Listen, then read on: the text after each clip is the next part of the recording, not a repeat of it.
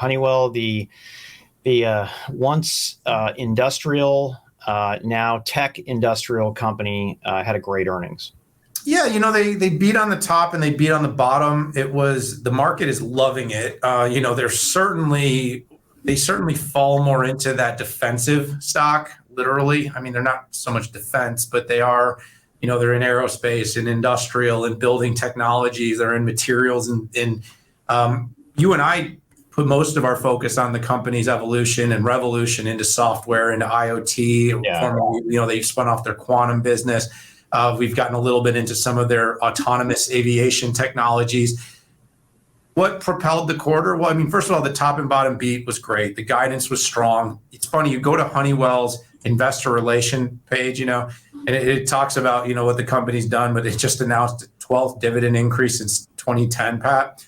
397% 10-year total return to shareholders. So it may not be hyper growth or considered hyper growth, but Pat, I wish I'd put a couple dollars there 10 years ago, because for $1 you'd have 397 on every dollar, $3.97 on every dollar you put in. So it's not a bad return. Where did the growth come from? I mean, look, it's actually kind of one of those funny things, Pat, when you read up the results. And I've been spending some time. It just came out this morning, so we're kind of doing this with you guys in real time right now.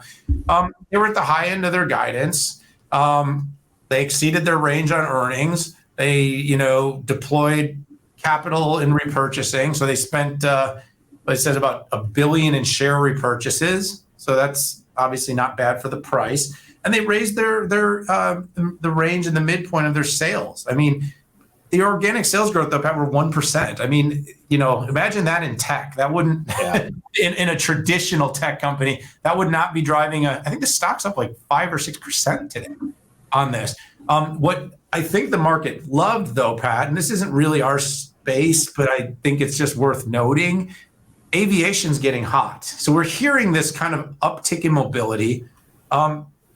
Honeywell basically has a piece of every airplane. We were just talking about having a piece of every phone for Qualcomm. Well, Honeywell is kind of similar in the aviation space, and that business is heating up. And so the company had a huge quarter there.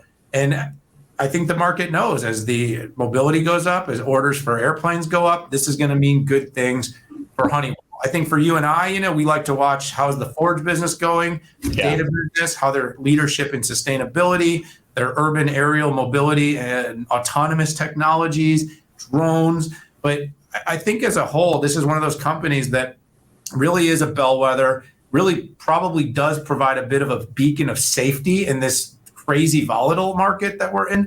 And as it continues to, show and flex its growth muscle in getting into some of these tech areas, they're going to be interesting to watch adjacently to all the technology companies that we typically talk about. Yeah, it's interesting. With Honeywell, it's always, to me, the conversation is, what is tech now, Daniel, right? We have all these tech companies doing space. We have all these tech companies doing sustainability.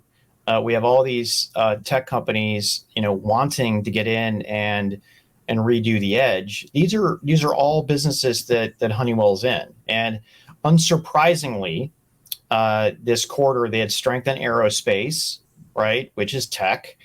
They had a big increase in warehouse automation. And listen, that's a combination of material goods, moving goods inside of a warehouse. You and I visited a warehouse.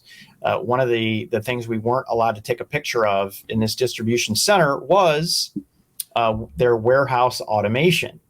And we also weren't allowed to tell which vendor that was either. But guess what? Behind warehouse automation is a computing system and sensing system to be able to properly have the most efficient warehouse out there. I spent a summer working in a warehouse in a high school doing picking, right? Pick, pack, and ship.